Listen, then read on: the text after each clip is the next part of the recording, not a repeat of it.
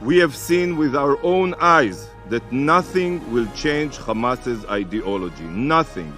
Not the rehabilitation of Gaza, not economic incentives, not any promise of a brighter future. The UN tried. The US tried. Many of you tried. But everyone failed. Nothing can change a genocidal ideology. Nothing. There is only one solution to curing a cancer, and it is the evisceration of every cancerous cell. The international community has poured billions of dollars into Gaza, and it all went to Hamas's war machine and its subterranean city of terror. Abundant resources and aid destined for the people of Gaza were squandered by these barbaric terror monsters. Every inch of the Gaza Strip has been exploited for Hamas's violent goals.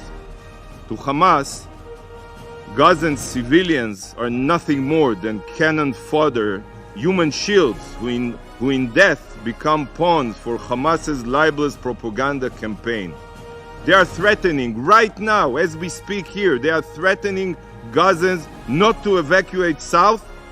By the way, as we evacuated our civilians near our southern border, and then use their bodies to recruit countries to pressure Israel.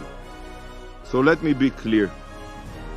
Israel is on a rescue mission to save our hostages, a rescue mission to save our future and to save the people of Gaza from their savage tyrants, a rescue mission. This rescue mission can end quickly. Should Hamas put down their arms tomorrow, return our hostages, and turn themselves in, this war can end without one more shot being fired. Why are you not calling on Hamas to do this? Why isn't this part of the resolutions? Distinguished Council members, I will reiterate. The Security Council now stands at one of its most pivotal crossroads. Will the Council support the fight for civilization, or will it incentivize the genocidal jihadists who aim to murder all the infidels? For a body dedicated to security, this shouldn't even be a question. The first step this Council must take before any calls for aid, calm or restraint, is to designate Hamas as the murderous terror organization that it is, just as the Council did with ISIS and Al-Qaeda.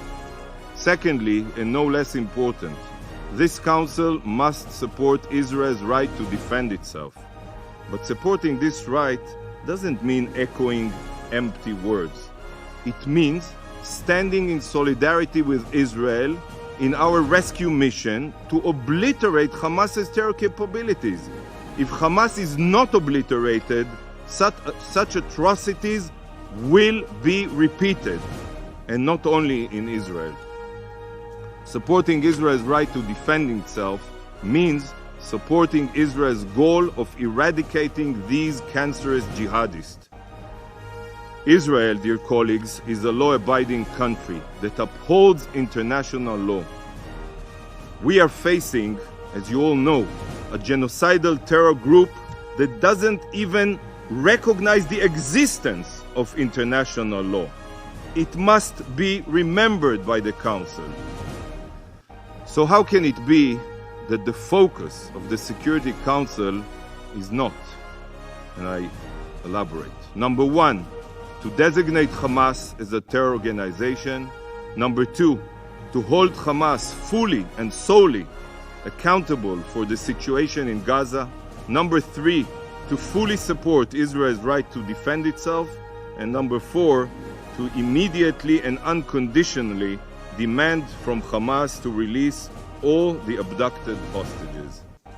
I urge you all to think about these objectives and that they all be addressed in any future discussions. Israel will not accept having her hands tied while we are fighting for our security and for our children's future.